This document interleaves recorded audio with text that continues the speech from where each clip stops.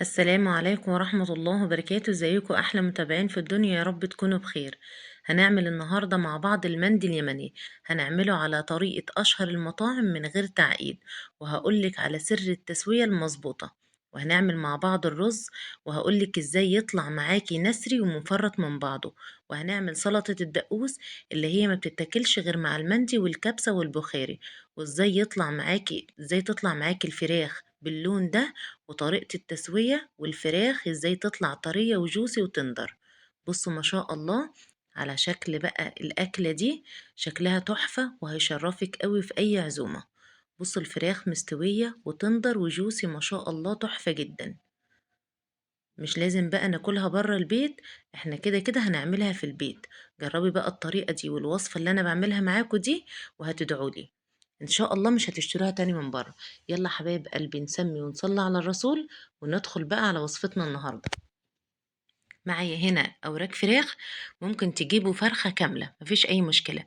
معايا ربع كوباية من الزيت، ومعايا نص معلقة صغيرة من الكركم، ومعايا نص معلقة صغيرة من البابريكا، ونص معلقة صغيرة من البهارات، ومعايا برضو قرفة وزنجبيل وفلفل أسمر، ورشة بسيطة جدا من الزعفران.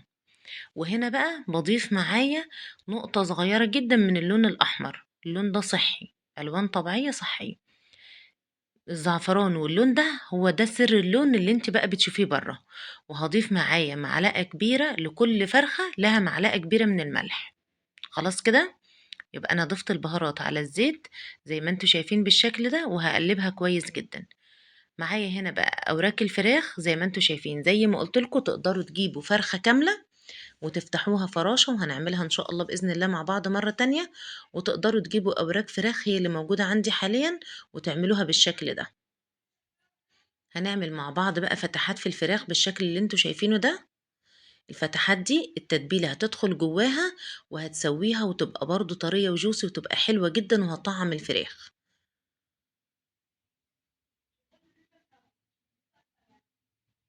تاني زي ما انتوا شايفين بالشكل ده، هدخل بقى التتبيلة جوه الفتحات، وهعملها بقى في الوراك من الجهتين، من الجهة دي ومن الجهة التانية، وهتبلها كويس قوي. بصوا اللون من دلوقتي شكله حلو ازاي. شكل اللون زي ما انتوا شايفين شكله رائع جدا. تاني نقول مع بعض التتبيلة: ربع كوباية زيت، معايا رشة من القرفة، رشة من الزنجبيل، كل حاجة نص معلقة على فكرة، وفلفل أسمر وبهارات وكركم وبابريكا. وبتضيفوا بقى رشة من الزعفران ونقطة من اللون الطعام اللي انتوا شايفينه ده. التتبيلة دي هتكون وهم. تعالوا بقى نعمل مع بعض الرز. الرز انا بعمله الاول بشوحه في الحله، بيدي تيست حلو قوي. بنزل بشويه من الزيت، ومعايا قطعه هنا من اللية الضاني. لو انتوا حابين تحطوا سمنه حطوا سمنه، انا موجوده عندي ليا بحطها عشان تعلي التيست معايا، ويبقى مندي بقى على اصوله. ماشي. انا بعد كده بقى يا دوب الزيت والدهنه سخنوا معايا، بنزل بقى بالبصل زي ما انتوا شايفين، يا دوب بيتقلب تقليبه بسيطه جدا. بنزل بقى بعيدان القرفه، وبنزل بورق لورا. طبعا انا هنا ما بكترش المادة الدهنية عشان الفراخ فيها دهون، وهتنزل برضو تاني معايا في الرز. وبنزل بعد كده معايا باللومي او الليمون المجفف. طبعا ما بشوحش كتير. انزل البصل يا دوب اشم ريحة البصل، انزل بالبهارات اشم ريحتهم كده. بنزل معايا برشة بسيطة جدا من الكمون، ونص معلقة مليانة كزبرة، والكزبرة دي هتدي تيست معايا حلو قوي. وبنزل معايا بفلفل اسمر، وبنزل معايا بفص توم، ده برضو بيعلي التست معايا زي ما انتوا شايفين كده. كل حاجة يا دوبك هتشم النار وتتشوح تشويحة بسيطة. انا ما بخليش البصلة تاخد لون ولا بزود في الموضوع ده. انا بس بشوح الحاجة بس ريحتها تطلع معايا. ونزلت هنا برشة من البهارات، ونزلت معايا بقرنين 3 من الشطة، دي حسب الرغبة. بنزل برشة قرفة ناعمة. رشة القرفة الناعمة التست بتاعها غير القرفة السيجار أو القرفة الخشب. خلاص. وبنزل معايا برضو بحبهان وقرنفل. وبعد كده بنزل الرز، مبشوحش البصل والعطارة كتير، يا دوب بس أنا بطلع ريحة البهارات معايا. وبعد كده بنزل بالرز وبديله تقليبة. الحركة اللي أنا باعملها دي يا بنات أفضل كتير جدًا من إني أحط الرز زي ما هو، يا دوب أغسله وأحطه في الصينية وأحط البهارات عليه، دي بتبقى حلوة وكل حاجة، لكن أنا كده باغلّف الرز كلّه بالسمنة أو الزيت أو الدهنة اللي أنا حطيتها دي، باغلّفها بيطلع معايا مفلفل ويطلع نسري وحلو أوي بالشكل اللي أنتم هتشوفوه في الآخر بعد التسوية، بالإضافة كمان إن أنا باطلّع ريحة البهارات كلّها، وباعلّي التيست أوي بتاع الرز مع البهارات. أنا عندي هنا شوية من المرقة ضفتهم، عادي جدًا ما تضيفوش مرقة، ضيفوا مَيّة مغلية على طول، لإن الفراخ كده بتنزّل العصارة بتاعتها في قلب الرز.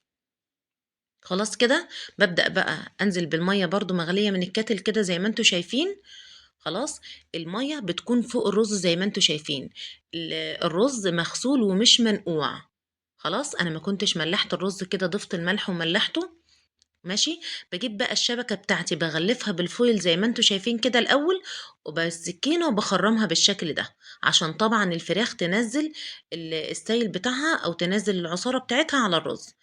هنا طبعًا عشان يعني طبعًا الورق دوّة غلط مش صحّي، بانزل بقى بورق الزبدة باحطه عليها كده الأول، وبرضه بارجع تاني أنغّزه أو أخرّمه بالسكينة ده،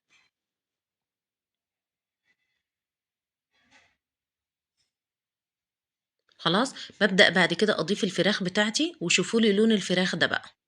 قولوا لي على اللون ده والجمال ده. بانزل بكل الفراخ فوق ورقة الزبدة، وكمان ورقة الزبدة لمّا أضيفها تحت أو فوق ما بتخلّيش لو حطيت الفويل على طول أو اللي هو الورق الحريري ده على طول، هيلزّق الجلد فيها الجلد هيطلع معاها، فبالتالي هيبقى شكلها مش حلو في النتيجة الأخرانية. بُصّوا أنا فاضل معايا شوية صوص من تتبيلة الفراخ، هاعمل إيه؟ باجيبهم على الرز وباحطهم بالشكل ده شرايح خفيفة بعيدة عن بعضها كده عشان في الآخر هتشوفوا هتدّي شكل إزاي، ما باحطهاش وباقلّبها، لأ من فوق كده وبادّي خط بسيط كده، وبعد كده باقفّل بالفويل زي ما أنتم شايفين بالشكل ده تقفيلة حلوة أوي كده، لازم أقفّل عليها وأغلقها كويس أوي، خلاص كده؟ من الجهتين وباقفّل كده.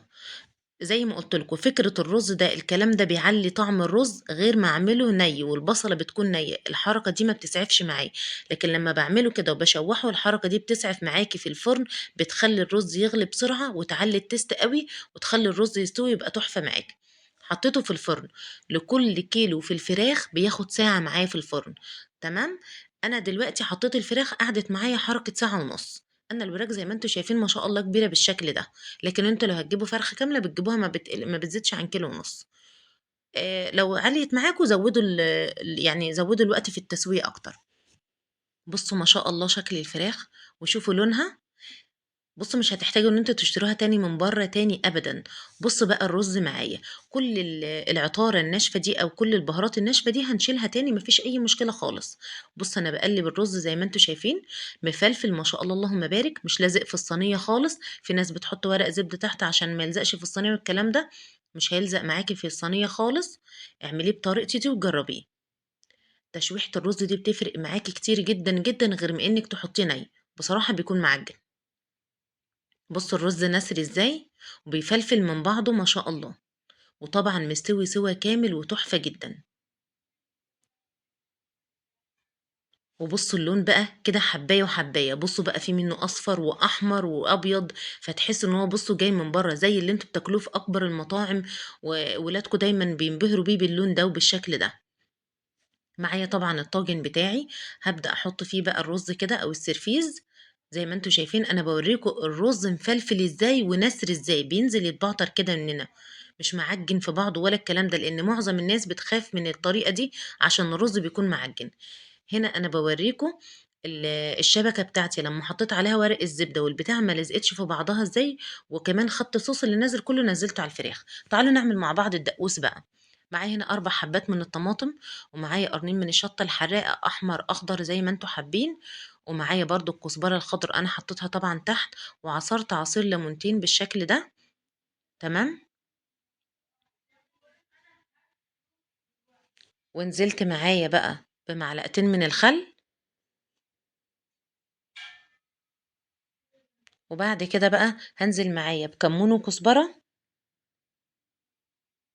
ومعايا معلقة صغيرة من التوم، وباطحن كل الحاجات دي، أنا باعملها في الكبة عشان تكون خشنة شوية، تكون فيها قطع خفيفة كده، لكن الخلاط بيخلّيها ناعمة جدًا فما بتنفعش. هنا بقى طبعًا حطيت رشة من الملح، وباحط رشة بسيطة من السكر، ممكن تحطوا معلقتين زيت برضه معاها. خلاص؟ أنا باوريكم هي لازم تكون بالشكل ده. بعد كده بقى هانزل بقى أصُبّهم في البولات بتاعتي عشان أقدّمهم. وجرّبوا بقى سلطة الدقوس دي هتعجبكم جدًا، هتاكلوها مع الرز البخاري، هتاكلوها مع رز الكبسة، هتاكلوها مع المندي، بتبقى تحفة جدًا. خلاص بقى؟ طبعًا بقى بعد ما الفراخ بتطلع من الفرن بقى، باجيب معلقة سمنة في طاسة، وبادّي تحميصة للسوداني، أي مكسرات عندكم، السوداني والزبيب، بادّي لهم تحميصة كويس أوي، وبعد كده بابدأ أرشّهم بقى على الفراخ والرز اللي أنتم شايفينه بالشكل ده، تمام؟ ومعايا ورقة بقى من الفويل باحطها بقى في قلب الفراخ كده، وباحط الفحمة زي ما أنتم شايفين، وبنعمل لها بقى دخنة. بُصّوا بقى شمّوا الريحة بقى في البيت وفي المطبخ، وشوفوا الأجواء بقى، كأنكم قاعدين في قلب مطعم ما شاء الله. بنعمل الدخنة بالشكل ده يا دوب شوية بسيطة كده، وبابدأ أغطّيها واحتفظ بقى بريحة الدخنة، بتخلّي الرز والفراخ كلّهم ريحتهم ريحة الشوي تحفة جدًا.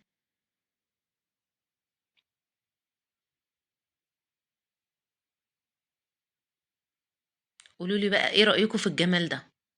ما شاء الله اللهم بارك، شكلها تحفة جدًا وطعمها رائع وخطير جدًا، وبصراحة هتشرّفكم جدًا في أي عزومة، وعلى فكرة ما بتاخدش وقت خالص، خالص، يعني والله بالضبط هو التحضير ما بياخدش معاكم 10 دقايق، ربع ساعة بالكتير. هتتبّلي الفراخ، تشوّحي الرز على النار، تحطّيهم في الصينية، تدخّليهم في قلب الفرن، تعملي أي حاجة بقى حواليكِ في المطبخ، تشطّبي أي حاجة، تضبّطي الدنيا وهي بتستوي بقى مع نفسها. شوفوا لي بقى الفراخ ما شاء الله مستوية عاملة إزاي. juicy وحلوة جدًا، وسواها ما شاء الله رائع جدًا. استوت مع الفراخ مع الرز، نزّلت الصوص بتاعها كلّه في قلب الرز، طعّمت الرز أكتر بكتير، ما شاء الله حلوة جدًا. حبايب قلبي لو عجبكم الفيديو ده ما تنسونيش بقى في التعليقات ولايك وشير، وما تنسوش بقى تقولوا لي رأيكم، وإن شاء الله بإذن الله أشوفكم في وصفة جديدة، والسلام عليكم ورحمة الله وبركاته.